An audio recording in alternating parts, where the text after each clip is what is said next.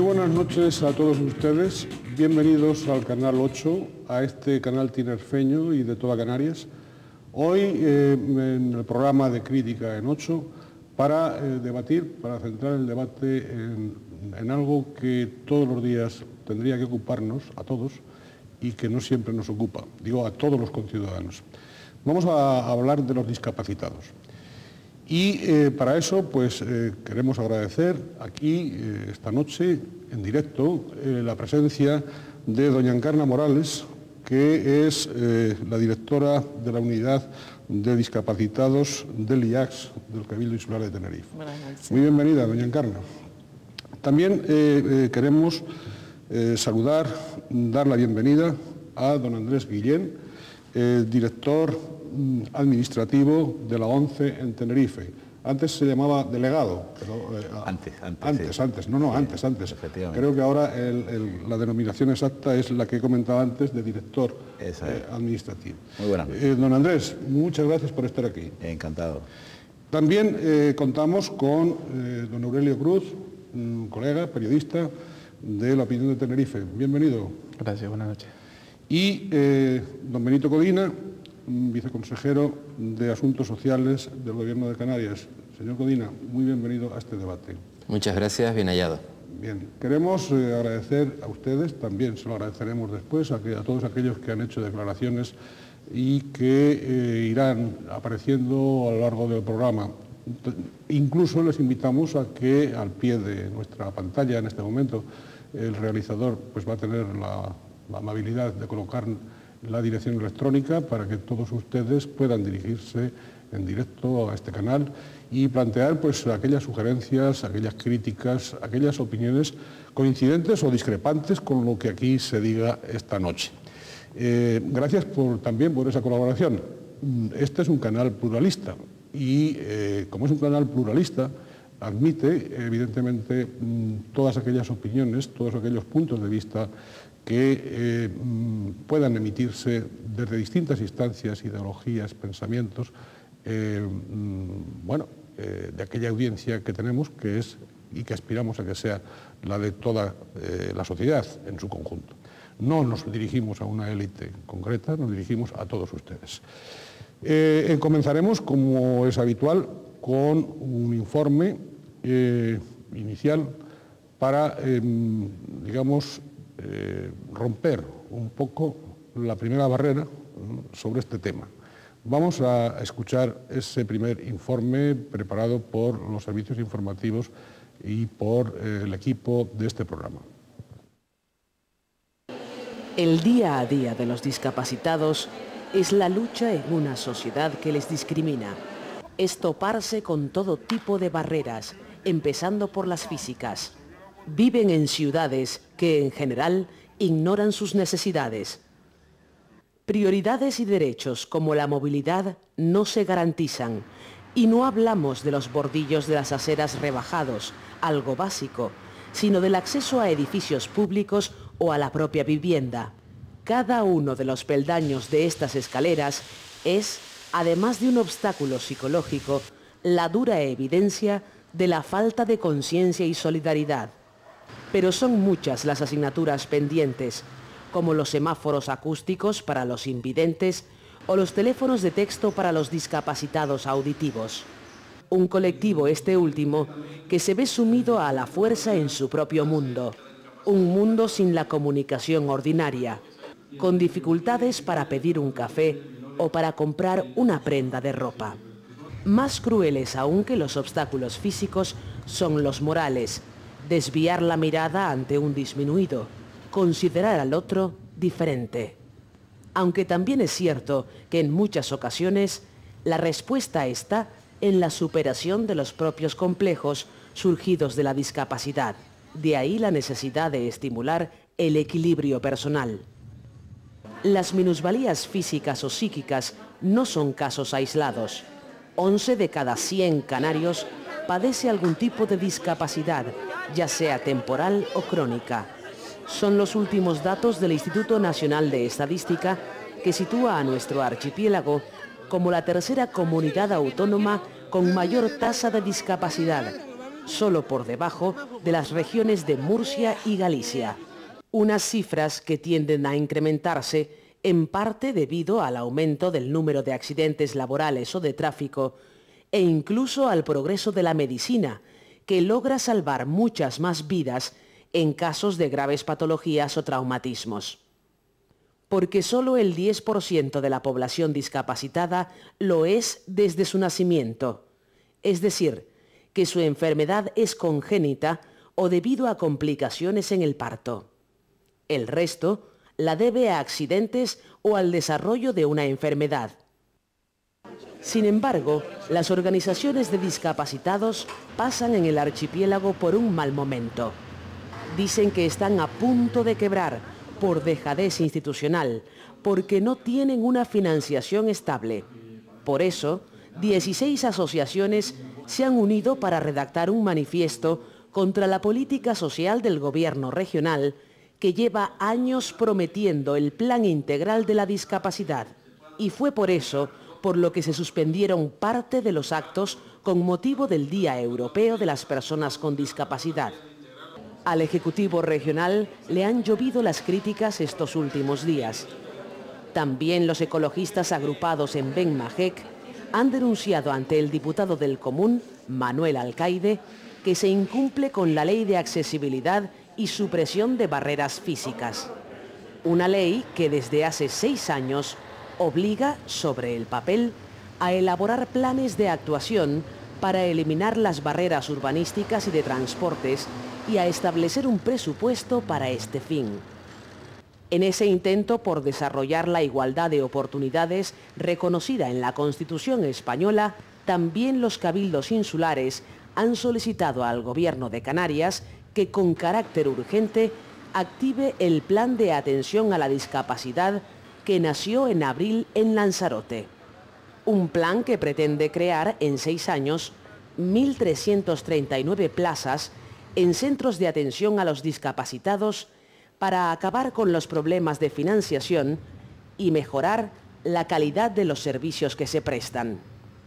Se une a otros proyectos puntuales, como la creación de un centro para autistas o la adquisición de un local para menores con parálisis cerebral, o como la Carta de Derechos y Deberes del Discapacitado que a partir de abril tendrá Canarias. Derechos a la atención médico-sanitaria, a la educación y formación con las adaptaciones técnicas necesarias y obligaciones, como desarrollar la tolerancia, la convivencia y el respeto mutuo, cuidar la propia salud y formarse adecuadamente para incorporarse al mundo laboral. Grandes necesidades, porque las cifras subrayan la desventaja social de este colectivo. Solo un 2% de los 120.000 menores de 15 años discapacitados que hay en España logrará acceder a la universidad. Pero de adultos, los datos no son mucho más esperanzadores. En las islas, solo 1 de cada 3 discapacitados trabaja, cuando la tasa de empleo de las personas sin este tipo de problemas físicos alcanza el 62%. De ahí la prioridad de generar alternativas laborales para personas con discapacidad, como la teleformación o el teletrabajo. El Estado y las comunidades autónomas necesitan orientar las políticas públicas para erradicar la falta de accesibilidad. Así, los afectados piden acciones que comprometan realmente a agentes sociales, políticos y organizaciones. Quieren que se aborden los problemas de este colectivo, pero también los de sus familiares, para que puedan afrontar el estrés que este tipo de situaciones produce. Quedan tantos asuntos pendientes como el fomento del deporte o los incentivos laborales o educativos, pero ¿cómo abordarlos? Si aún lo básico, la eliminación de las barreras físicas, es la gran asignatura pendiente. Aunque solo fuera por puro egoísmo, deberíamos cambiar la realidad. Esas realidades es de las que les invito a que debatamos. a partir de ese informe o a partir de cualquiera de los planteamientos que quieran ustedes exponer. Bien, como no hay orden preestablecido, puede hablar cualquiera de ustedes. Don Andrés, por ejemplo. Bueno, la verdad es que yo felicitaría muy sinceramente a los responsables de confeccionar el informe que hemos podido apreciar ahora, porque es muy difícil en tan pocos minutos hacer un resumen tan aproximado a la realidad de las discapacidades, ¿no? Pero bueno, dicho esto, quizás yo me quedaría con un primer mensaje que me gustaría compartir con la mesa, y es que en la discapacidad hay una gran diversidad de circunstancias. Decir discapacidad es manejar una palabra demasiado simple a la hora de aproximarse a la realidad de todo el entorno que está ubicado en este ámbito. Es decir, hay distintas patologías, hay distintas situaciones, hay distintas posibilidades, y efectivamente cuando hablamos de discapacidad, pues metemos en el mismo saco a demasiadas situaciones distintas. Por tanto, yo creo que el primer paso que habría que dar es el de diferenciar claramente las posibilidades de cada una de las discapacidades y sus niveles de aprovechamiento real, ¿no?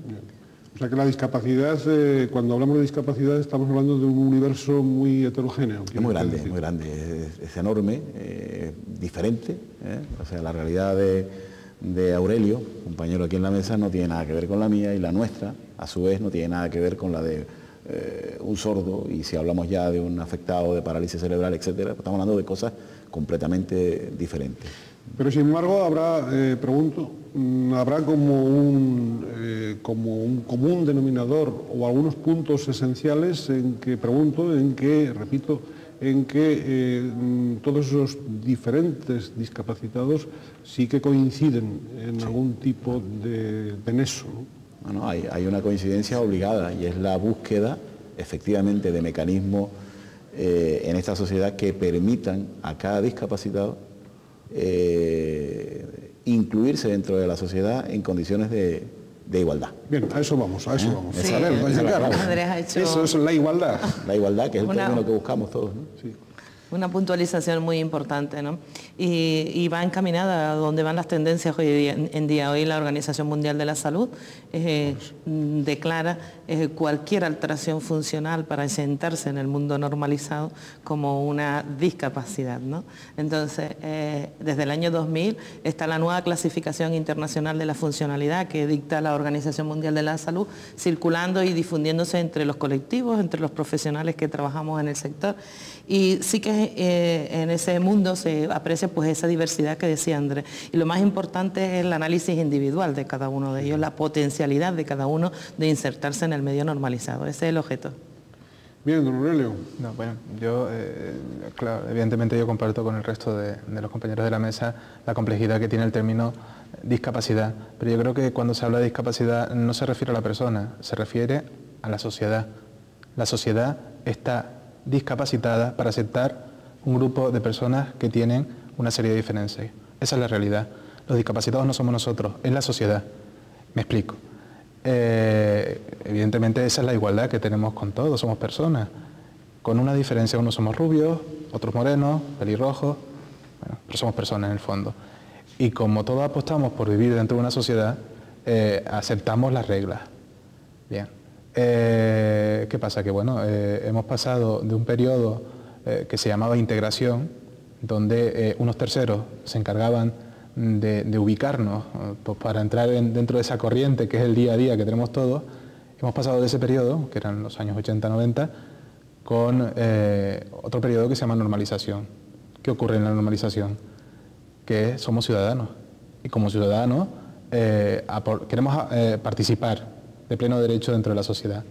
Bueno, evidentemente no se está planteando aquí ningún tipo de privilegio, ningún tipo de solicitud de paternalismo, ningún tipo de apelar a la buena conciencia de la buena gente, todo eso dicho entre comillas, claro, sino que se está apelando al ejercicio de una igualdad de derechos. Y por ahí deberían ir las cosas. Yo creo que a veces y perdonen esta intervención, porque yo aquí solo estoy como moderador, no como... pero a veces hemos confundido en general, la discapacidad la reducimos a las rampas, ¿sí? A las rampas. Y ahí nos hemos quedado con eso, que no estaría mal solo, o sea, que además de pensar en las rampas, pensásemos en todo tipo de rampas, porque a ustedes se les multiplican las rampas de esfuerzos, me da la impresión, para que se les permita ese ejercicio. Pero don Benito Codina, nuestro viceconsejero, al cual sí que le queremos agradecer especialmente su presencia, y no trato de halagarle, ni muchísimo menos, pero sí reconocer el que uno de nuestros gobernantes que en directo esté dispuesto a oír aquí las verdades del barquero, ¿no?, de la discapacidad, y que no delegue ni nada, sino que esté él, pues queremos puntualizarlo porque no es habitual. Bueno, en este caso... A ver si usted con esto se anima a romper lanzas. Le digo, en mi caso he de reconocer que me resulta sencillo, porque, y como bien sabe Andrés Guillén, Aurelio y Encarna, llevo 20 años al otro lado de la mesa, como reclamante. Por lo tanto, estar ahora en la posición de intentar resolver las cosas lo asumo desde una postura egoísta. Espero hacerlo lo mejor posible para que cuando vuelva al otro lado de la mesa me lo encuentre todo mucho más mejorado, ¿no? O mejorado en sí mismo. Esa es la primera de las intenciones que se desearían mostrar. Pero perdona que le interrumpa. Hasta ahora el asunto, usted que lo ha percibido desde el otro lado de la mesa, por lo que hemos escuchado, por lo que estamos escuchando, ha sido bastante caótico, ¿no? Cierto, pero siguiendo la línea de las intervenciones de los anteriores exponentes, decir que hay que diferenciar un aspecto actitudinal del aspecto aptitudinal, y me explico. Vamos a ver. Cuando hablamos de discapacidad, en muchas ocasiones estamos refiriéndonos a lo que la gente piensa, siente, hace cuando ve a una persona con limitaciones. Y cuando hablamos de aptitud estamos hablando de las capacidades, del desarrollo de esas capacidades. Esencialmente, los administradores, los gobernantes, se han dirigido fundamentalmente hacia la mejora, en mejor o peor medida, de lo que las personas con limitaciones podían llevar a cabo. Su integración laboral, la búsqueda de la accesibilidad física, de la comunicación, etcétera, etcétera. Y en ese sentido queda mucho por recorrer, es cierto. Pero mi modesta percepción es que el otro lado, el lado de las actitudes, el lado que influye luego en lo que la gente hace, por ejemplo, el empresario, por ejemplo, el administrador, eso sí que es una barrera que todavía no hemos conseguido superar. Usted hablaba antes del beneficio social, hablaba antes de esa actitud que en muchas ocasiones tenemos quienes gobernamos con respecto a la persona con discapacidad, y es que estamos ofreciéndoles un servicio que realmente tienen por el hecho de ser distintos. Y yo diría que no. Nosotros les estamos dando aquello que se merecen como ciudadanos, y precisamente por ser distintos, eso supone una riqueza, lo que antes apuntaba Aurelio, la riqueza de la diversidad, y eso, en definitiva, es lo que tenemos que tener muy presente. Hasta que no rompamos esas barreras, hasta que nuestros pensamientos no sean básicamente aquellos que van dirigidos hacia lo que no pueden hacer, sino hacia lo que pueden hacer, hasta que no pensemos que eliminar una barrera arquitectónica no es un agradecimiento hacia quien utiliza una silla de ruedas o un bastón, sino que es una ayuda que va dirigido a todos los ciudadanos. Hasta que no tengamos claro que crear un puesto de trabajo para una persona con limitaciones no es estar creando algo específico, sino que estamos generando riqueza, y esa riqueza también será aportada por quien esté desempeñando ese puesto de trabajo. Hasta que no tengamos eso claro, por mucho que invirtamos, estaremos haciendo todavía una prestación social básica, pero para nada estaremos integrando de verdad a esas personas en nuestra sociedad. Sí, sin duda. Es decir, estaremos en la situación que don Aurelio comentaba antes, de que la discapacitada es la sociedad en su conjunto y no los discapacitados, que es un pensamiento que a mí me gustaría que desarrollase, aunque sea mínimamente. Eso en teoría. Porque hay mucha doble moral en todo esto. Hay mucha doble y múltiple moral. Doble moral hay en toda la sociedad y en todos los aspectos. Sí, sí. Es decir, ante eso yo ya no me quiero meter, porque incluso es un campo muy hondo, y en la metafísica es algo que a mí se me escapa. Pero yo me quiero quedar solamente en algo, es decir, el recorrido que se ha hecho. Las personas que tienen discapacidad socialmente están activas teóricamente desde hace poco. Es decir, se sabe que en la Edad Media estaban pues los orfebres y demás, eran los sectores que tenían algún tipo de discapacidad, casi siempre amputaciones o algún tipo Nunca la discapacidad que se observa hoy en día, como puede ser una lesión medular, por ejemplo. Bueno, bien, como digo, esto se remonta quizás 50, 60 años atrás y en España pues mucho menos, ¿no? Posiblemente estamos hablando de principios de los 80 cuando realmente esto empiece a fluir. Bien, como digo, en España, en Canarias, incluso tenemos un recorrido que ya, yo, creyéndome joven todavía, que yo lo he vivido. Yo he vivido ese recorrido. Y ese recorrido se demuestra en, por ejemplo, una serie de leyes, de normativas que ahí están. Hablemos de la ley de accesibilidad del año 95, hablemos de las leyes en integración laboral. ¿Cuál es el problema? Y termino. Que eso no fluye, que esas leyes no se ponen en marcha, que no ocurre. Si ese es un aspecto de la legalidad, precisamente yo lo quería plantear en un segundo momento. Vamos ahora, si les parece, hacer un paréntesis publicitario. Volveremos enseguida y vamos con ese tema, que no soslayarlo ni muchísimo menos, sino ver las leyes y ver si se incumplen o se incumplen, ¿no?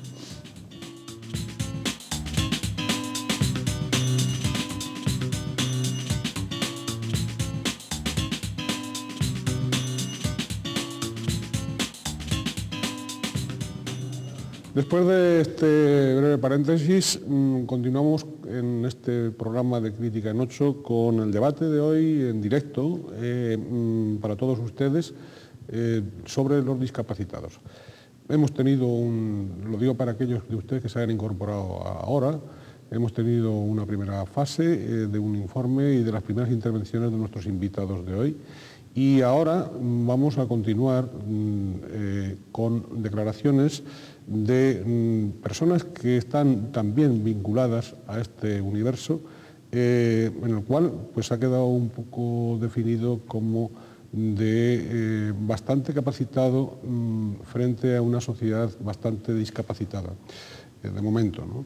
Y vamos a escuchar declaraciones de don Alejandro Quintana, presidente de Aspronte, también de don José Antonio Rodríguez, responsable de GAPS y de la publicación El Altavoz, y de don Sergio Pérez, director de FASICAN, que hablará pues, a través de intérprete, de traductora, pero queriendo participar y participando y expresando todos aquellos problemas que también tienen los sordos.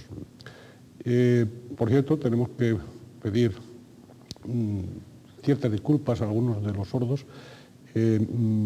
porque no hayan podido seguir en esta ocasión esa primera parte del informe, aspecto que sí que ya lo tenemos en marcha, vamos a procurar mejorar en próximas ocasiones. Para resolver la situación actual de la discapacitación que existe, pues entendemos que debe contar con centros adecuados y naturalmente con personal y los medios que requieren estas terapias para ayudar a la discapacidad. Prácticamente las dificultades estriban en el aspecto económico y en este aspecto tengo que comentar que desde el año 97 no se han vuelto a firmar los conciertos que cada 4 años se hacían con el Gobierno de Canarias para obtener las distintas asociaciones que prestan los servicios a las discapacidades, pues contar con los medios necesarios para estas ayudas, ¿no? Dentro de lo que es el mapa nacional, pues estamos mejor que algunas comunidades, pero estamos mucho peor que otras comunidades muy potentes en el ámbito peninsular. Entonces lo que necesitamos básicamente es todas y cada una de las actualizaciones en las medidas que nos afectan desde el punto de vista de la integración, en la formación y en la educación, en lo que es el empleo, el acceso al ocio, el acceso a todos y cada uno de los factores en los que se mueve nuestra comunidad. Simples detalles como lo que es la accesibilidad de los menores a los colegios, como lo que es la accesibilidad al trabajo, al transporte, a cualquiera de ellos, pues es importantísimo. Creo que nosotros estamos todavía no facilitando el acceso de muchos de nuestras personas con discapacidad.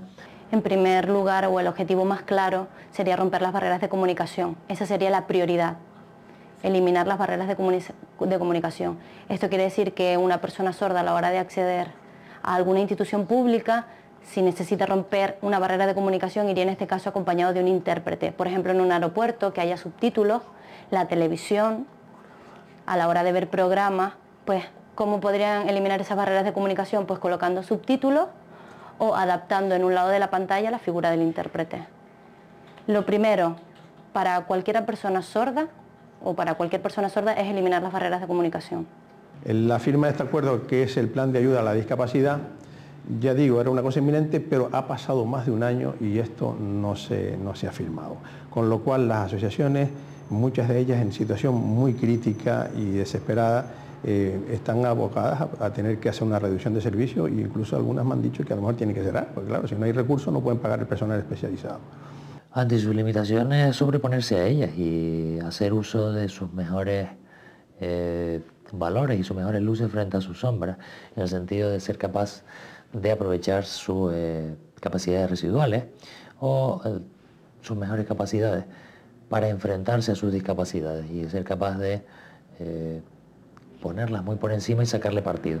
Yo creo que es una actitud de optimismo la que debe tenerse en este sentido y sobre todo de creer que es un ciudadano de primera, porque hasta hoy normalmente el discapacitado siempre se ha sentido ciudadano de segunda. En todos los ámbitos, en todos los ámbitos existen barreras, ya sea en formación, en trabajo, entrevistas laborales, sobre todo en la información y la formación en general, ya que muchísimas veces los sordos se encuentran con que no hay medios para cubrir sus necesidades. Bien, y hablábamos antes, nos habíamos quedado con la legislación. ¿Tenemos suficientes leyes como para procurar esa igualdad que estamos recabando de los discapacitados con el resto de la ciudadanía, con la demás ciudadanía, con los conciudadanos? ¿Hay suficientes leyes? Y si las hay, ¿se están cumpliendo o faltan los presupuestos? Que después iremos con don Benito. Los presupuestos, ha habido una denuncia ahí muy clara del presidente de Aspronte, ¿no? de que desde el año 97 no se está, el gobierno de Canarias está manga por hombro en este, valga la expresión, en este sentido. Pero vamos primero con el tema legislativo. A ver. La verdad que, bueno, para el televidente habitual, es decir, el que no tenga un contacto más directo con la discapacidad, bueno, que si seguirá en los medios de comunicación, prensa, radio y televisión, conocerá lo que es Aspronte. Yo a bote pronto, viendo el reportaje, a mí me inquieta un poco como discapacitado que ver una institución como es Aspronte muestre esas dudas y esas inquietudes, valga la redundancia, a la hora de poder continuar con proyectos y servicios. Estamos hablando de Aspronte, que no estamos hablando de una entidad que acaba de nacer, no. Estamos hablando de una de las instituciones más señeras que hay en Canarias en la atención a las personas con discapacidad, que muestra sus recelos para poder seguir realizando su actividad.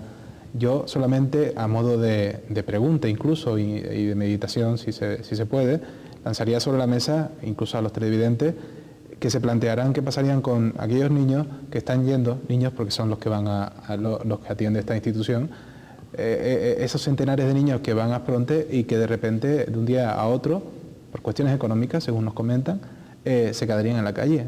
¿Qué pasaría con todos esos niños? ¿Qué pasaría con esos niños, don Benito?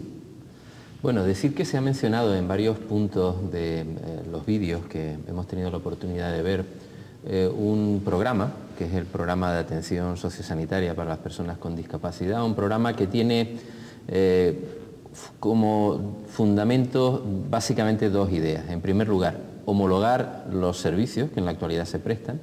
Básicamente se trata de que todos tengan la misma calidad y por lo tanto gocen de unas infraestructuras correctas y también de una carta de servicios adecuada, quiero eso decir, aquello que se lleva a cabo con los distintos colectivos que tienen limitaciones. Y en segundo lugar, dentro de ese mismo plan, un programa de infraestructuras que permita ampliar, como se decía al principio en la exposición, el número de plazas que en la actualidad se ofrece dirigido a las personas que requieren una tercera persona para tener esas atenciones, o que requieren en este caso una atención residencial, o que requieren un acogimiento alternativo, o que básicamente requieren un centro de día.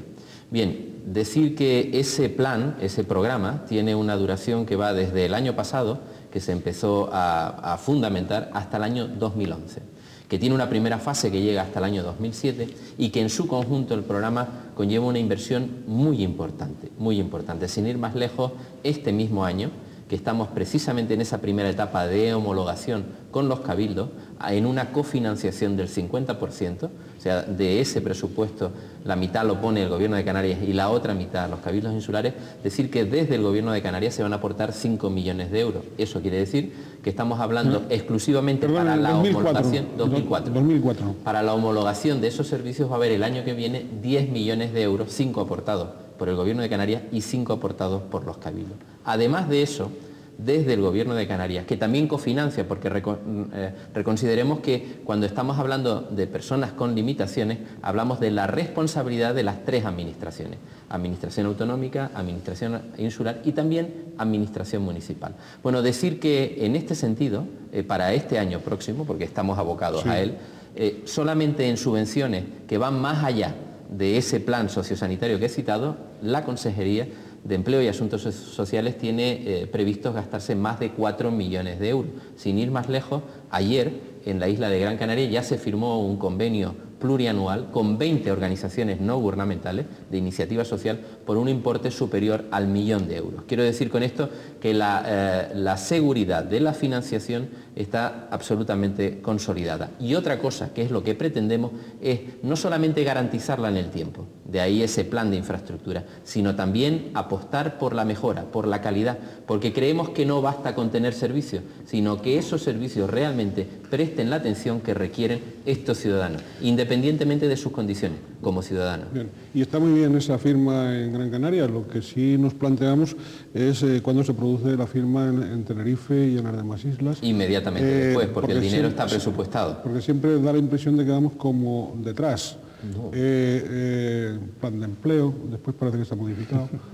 Ahora tal, siempre vamos como detrás. No lo censuro a los políticos gran canarios, lo censuro a los políticos tinerfeños y a los políticos de otras islas que no van al mismo ritmo. Yo le puedo asegurar, pero... O sea, yo nunca criticaré, perdón, yo nunca criticaré al que se mueve, criticaré al que se cruza de brazos. Claro. Yo le puedo asegurar como político tinerfeño, por alusiones, que siempre estaré atento a que los intereses de Tenerife, como el del conjunto de las 7 islas, queden garantizados. Y lo importante es que se haga. Eso es lo importante. De todas formas, perdón, sí, venga. Posiblemente sea una cuestión semántica, creo que no, creo que se llama plan. Proyecto o programa es otra cosa, es un plan, como también se aprobó años atrás el plan de atención, el plan de mayores. Está dentro de los conciertos sociosanitarios que hace el Gobierno de Canarias con los diferentes cabildos y bueno, estaba prometido desde fecha de abril de este año. Hubo un cambio, casualmente nos presentaron cómo iban a ser esas modificaciones, esas inversiones, un día antes de entrar el periodo de campaña electoral. Casualidades de la vida. Qué casualidad, ¿no? Sí. Y bueno, pasado hubo un cambio incluso de consejería, de políticos, al fin y al cabo, y por lo que yo tengo entendido a fecha de hoy no hay aprobado ni plan, incluso más bien lo que hay es una serie de diferencias entre cabildos, no sé, creo que aquí hay una representante de cabildos de Tenerife, pero vamos, que hay una serie de discrepancias muy notables entre lo que son los cabildos y el Gobierno de Canarias para firmar el plan, que es lo primero que se tiene que hacer antes de exponer e incluso invertir en presupuestos. Esto es bueno clarificarlo, doña Encarna, está ahí a punto de hablar. Añadir una cosita, ¿no? Me gustaría... decir, puntualizar. No añada, usted debata, discrepe, perdón un momento, discrepe, y para eso es el debate. No tengo ningún problema, ¿no? Para eso es el debate. A mí me gustaría aportar que evidentemente la discapacidad no se queda solo en los servicios, no se queda solo en las prestaciones ni en las subvenciones. En la discapacidad o en aquellas alteraciones que tienen las personas hay que invertir muchísimo en la prevención. Un aspecto en el que siempre tenemos ahí a nuestra espalda y que pues, se trabaja muy poco. Y invertir en prevención para la discapacidad es invertir en el futuro, porque reducimos los servicios, vamos a invertir para reducir ese nivel de atención especializada que hoy se demanda por las personas que tienen alguna discapacidad. Es evidente que ahí entra muchísimo la labor sanitaria o la atención sanitaria, que es tan deficitaria en nuestro medio. Pero simplemente quería añadir eso al debate y contestar a mi compañero Aurelio en ese sentido por la parte que ha hecho alusión a los cabildos. Yo no creo que en el plan de atención a la discapacidad haya habido discrepancia entre el Gobierno de Canarias y los cabildos insulares. Es más, yo creo que desde principios de año todos los cabildos insulares estaban de acuerdo en el plan insular, en el plan de la comunidad autónoma sobre la atención a la discapacidad, y así lo hicieron contar en la conferencia sectorial que se celebró en abril en nuestra isla de Lanzarote. Por diferentes motivos que yo no conozco, evidentemente, pues el plan se ha quedado ahí y ahora habrá que sacarlo, como decía el señor Codina, ¿no? Evidentemente yo creo que nuestra comunidad está tan deficitaria, lo digo por nuestra población en Tenerife, en el mundo de la discapacidad, en servicios, que básicamente el plan de atención a la discapacidad lo que hace es establecer unos mínimos de calidad, como ha dicho Benito hace un momentito, pero unos mínimos que son justos y necesarios y ya. O sea, es decir, el mundo de la discapacidad en nuestra comunidad autónoma no puede esperar mucho más por ese nivel de prestación básica y de calidad que necesita, ¿no? Don Andrés, ¿y ustedes, ustedes son, digamos, y perdone, la pregunta no es capciosa en absoluto, sino ustedes son, digamos, dentro de este universo de conciudadanos, un poco los de más capacidad adquisitiva, digamos, de más los aristócratas un poco de la discapacidad, ¿no? Entre otras cosas por razones históricas, por razones de que me parece que del grupo de distintos discapacitados, quizá cuando se habla de Aspronte desde luego es señero, pero también ustedes, la ONCE incluso yo creo que es anterior a Aspronte, ¿no? ¿Ustedes necesitan también esos apoyos o ya tienen suficientes apoyos económicos? Nosotros necesitamos ahora... Perdone, no, hay dificultades en el micro de don Andrés Guillén, así que vamos a ir a publicidad y mientras tanto, pero no se va a callar por mucho tiempo.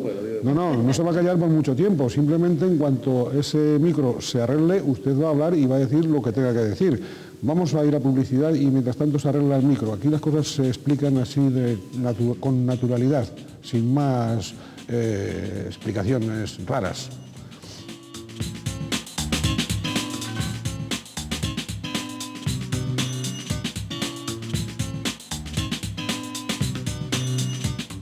Estamos en Crítica en 8 y en el programa dedicado a los discapacitados. Antes, mientras estaba la publicidad y le estaban hablando a don Andrés Guillén, director administrativo de la ONCE en Tenerife, el micrófono, que en los últimos segundos de su intervención anterior no funcionaba, hemos estado como bromeando en esta mesa sobre que había habido una orden y tal de cortarle porque él estaba alargando demasiado. Nada de eso, es decir, ese tipo de bromas, porque puede haber alguien que piense, bueno, ¿y por qué a este señor le cortaron? No se le corta y eso se va a demostrar en cuanto hablen pues también aquellos otros conciudadanos que en la calle han opinado sobre todos estos asuntos relacionados con la discapacidad. Después, don Andrés, inmediatamente después, va a poder usted hablar lo que antes no dijo por defecto del micrófono. Muy bien. Que los acepten en primer lugar. Un milagro. Instalaciones de todo tipo, en general ayuntamiento, dinero. Deberían de romperse bastantes barreras, ¿no? A la hora de andar tranquilamente en la calle. Tienen bastantes dificultades en aceras y, por ejemplo, este edificio, las infraestructuras no están habilitadas. Es un centro donde puedan ir y que reciban una rehabilitación e integración con también actividades donde haya que integrarse con los restos de personas normales. Yo creo que lo primero es que le pongan, o sea, que quiten todas las barreras que hay, ¿no? Eso es lo primordial. Yo creo que es la sociedad la que tiene que cambiar mediante el uso de las barreras arquitectónicas y todo esto, ¿no? Quitarlas primero, yo creo que es fundamental antes que la persona, para que después la persona pues ya pueda adaptarse y tal, pero yo creo que es la sociedad la que tiene que primero poner bastante de su parte. La sociedad tiene que cambiar, en primer lugar a nivel físico, las infraestructuras y todo esto, y luego pues la mentalidad ya de la sociedad en sí. La mentalidad de la sociedad en sí, decía esta conciudadana con gran acierto, romper barreras no solo físicas, sino también psicológicas, morales, de todo tipo. Don Andrés, continúe usted. Esto partía de la pregunta, lo dio para, si algún televidente no recuerda, que si, bueno, que ahí puede haber conciudadanos que consideren pues, a los miembros de la ONCE como los, vamos a decir, privilegiados de alguna manera, al menos en su estatus económico con respecto a otros colectivos de disminuidos, de discapacitados, perdón.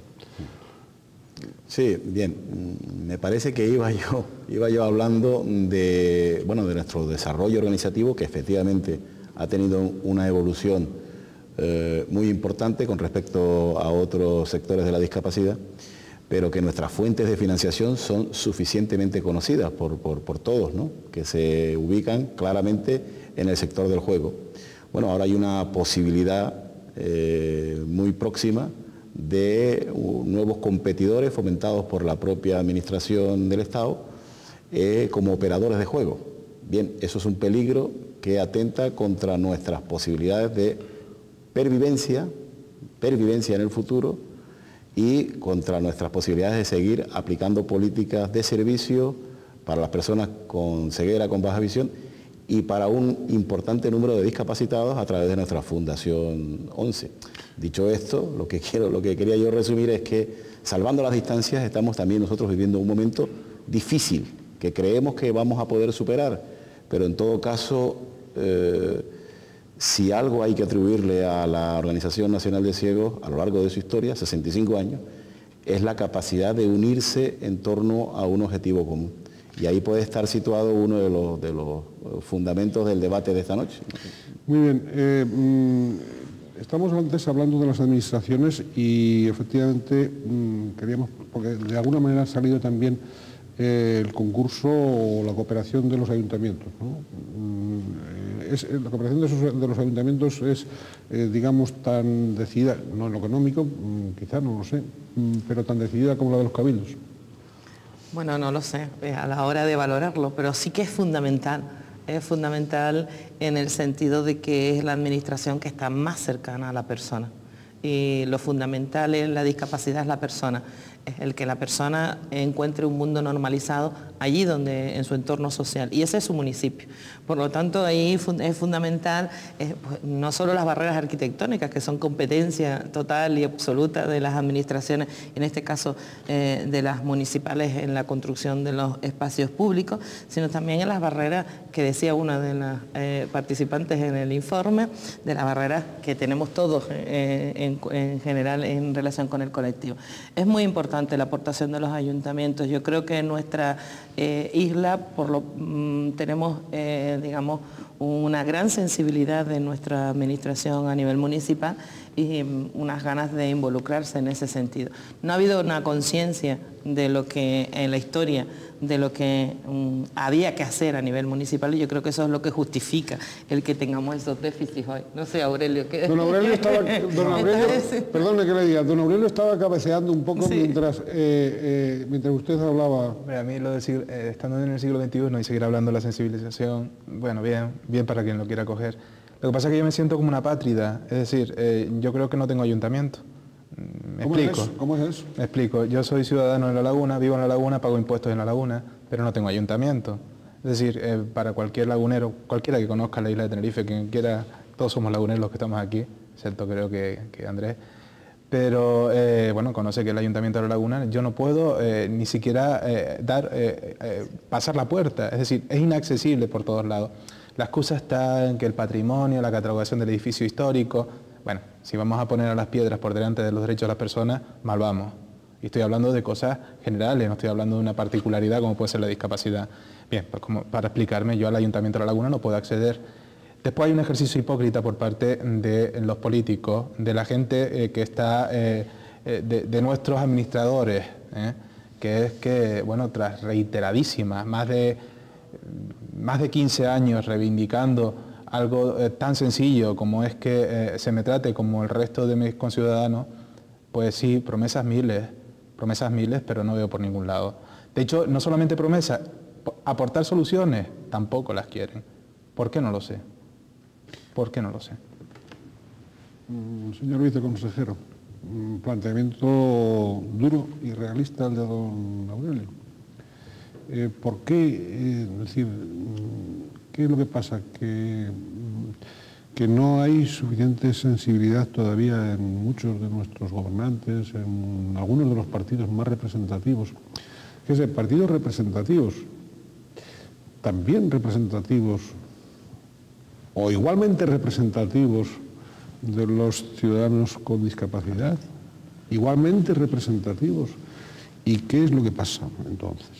En concreto, representativos de un 11% de la población, según indicaba el informe, ¿no? Por ejemplo, que no es cualquier porcentaje. Evidentemente. Pero perdón un momento, pero es que aunque fuese de un 1, aunque fuese de un 0,5, aunque fuese de un ciudadano nada más, de uno nada más, esa responsabilidad de representatividad estaría ahí. Además, una sociedad que progresa, que avanza, que se entiende como desarrollada, precisamente manifiesta ese desarrollo atendiendo a quienes más lo necesitan, porque el aval que te aporta esa riqueza, ese bienestar adquirido, quien tiene en este instante que denotarlo, que darse cuenta que se está produciendo, es quien hasta ese momento quizás había sido el más olvidado. El bienestar te permite eso, atender cosas que hasta ese momento no habías tenido en cuenta. Y esto lo quisiera casar con mi primera intervención, lo de las actitudes, lo que pensamos, lo que creemos a la hora de ver una persona con limitaciones. Y por mucho que hayan programas políticos, por mucho que haya planes, por mucho que haya directrices, si tú no crees en lo que puede hacer alguien, siempre estarás pensando en lo que no puede hacer. Y ese es un cambio de actitud que debemos promocionar entre todos.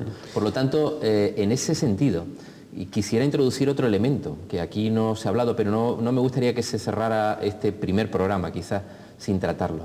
Y es que para mí una de las mejores piezas, no la única, pero de las mejores piezas que aseguran esa integración de verdad social es la oportunidad de tener un trabajo, de ser útil. Y no solamente por el hecho de recibir una contraprestación económica, sino porque estás haciendo algo que a alguien le va a resultar útil. Y en este sentido recordemos que hay un Real Decreto del año 2000 que regula la reserva de puestos de trabajo para personas con discapacidad. Y lo digo simplemente a efectos informativos, que obliga a que a las empresas de más de 50 trabajadores tengan un 2% de personas con limitaciones y que obliga a que las administraciones públicas, a todas, tengan un 3% de su plantilla que también tengan limitaciones. Y que eso supone, en términos cuantitativos, que en el ámbito de la empresa privada habría aproximadamente 300.000 puestos de trabajo susceptibles de entrar dentro de esas empresas de más de 50 trabajadores en Canarias. Y eso supone un potencial de mano de obra de 6.000 trabajadores con limitaciones. La realidad es que en el día de hoy de Canarias, de ese potencial, no tenemos ni tan siquiera el 20%. Y digo otra cosa, aunque hay medidas alternativas, que es ofrecer ayuda a los centros especiales de empleo, ofrecer ayuda a las entidades sin ánimo de lucro que trabajan en pro de la integración laboral, considero que una de las principales apuestas que tiene que hacer la Administración en este periodo que ahora se abre es precisamente favorecer esa integración laboral propia dentro de su propia estructura y, en segundo lugar, de cara a esas entidades privadas que pueden generar una oportunidad única para que esa integración social no sea simplemente una formulación teórica, sino una realidad cotidiana. Muy bien, y también apúntense las cúpulas de los partidos políticos para introducir porcentajes en los cargos representativos. Vamos ya acabando y ya en las últimas intervenciones yo lo rogaría que fuesen breves porque ya se nos ha ido el tiempo. Don Andrés. Bueno, pues yo muy concreto y me voy a permitir en este caso, como ya las críticas hacia la Administración se han producido de forma suficiente, me gustaría aportar también a modo de autocrítica la necesidad de los colectivos, de distintos colectivos, de agruparse en torno a discursos comunes. En Canarias recientemente hemos renovado el CERMI, el Comité de Entidades Representantes de Minusválidos, pero en general es un concepto que tendríamos que manejar. Todos los gremios se agrupan, los profesionales, los empresarios, hasta los políticos hacen pacto, los partidos se agrupan. Sin embargo, los discapacitados parece que tenemos una enorme dificultad para agruparnos. Y aquí yo creo que también hay otra base importantísimo, ¿eh? La unidad puede conseguir generar presión suficiente como para derribar muros de incomprensión con más facilidad, ¿no?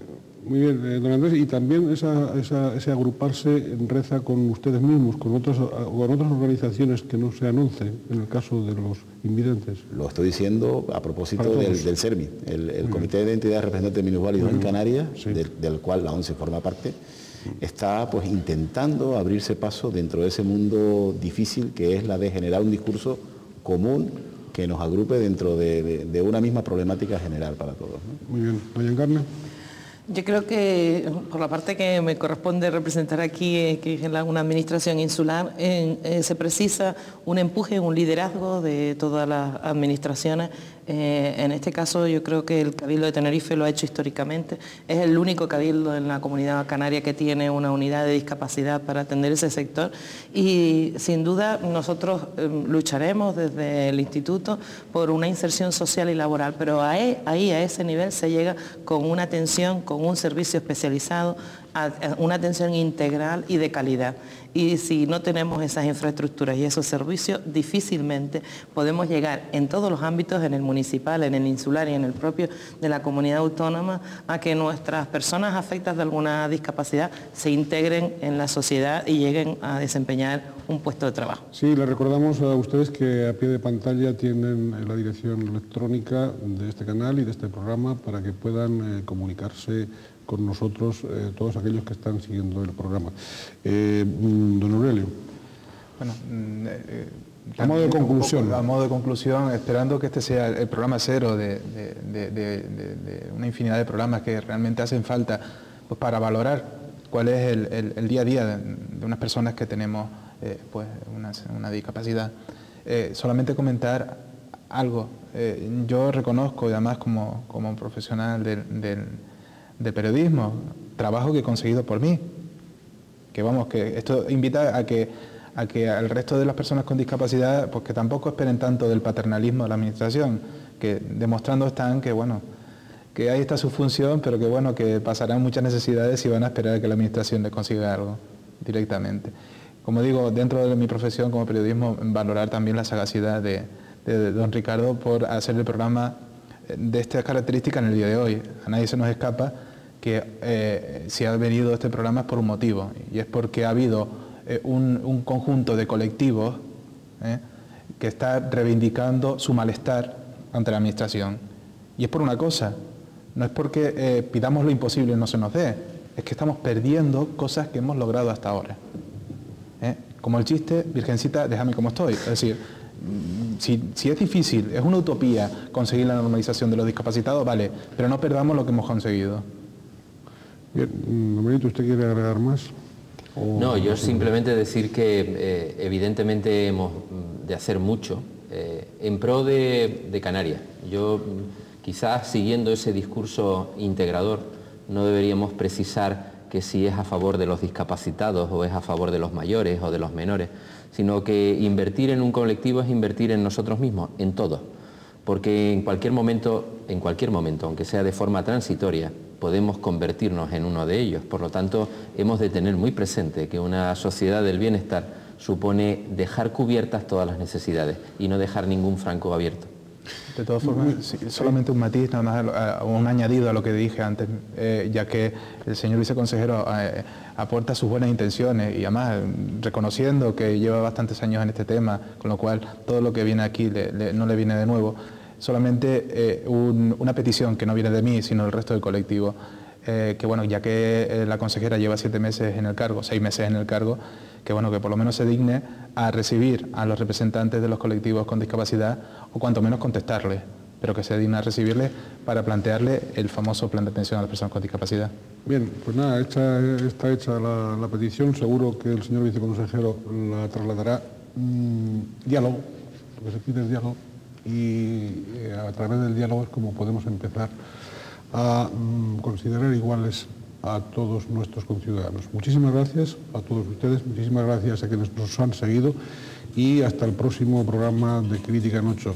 Este es un canal tinerfeño, pluralista, para toda Canarias y donde procuramos abrir los debates y dedicarnos a debates que tienen que ver con nuestra sociedad y con aquellas personas que en múltiples ocasiones no están o no se les permite ejercer sus derechos cívicos.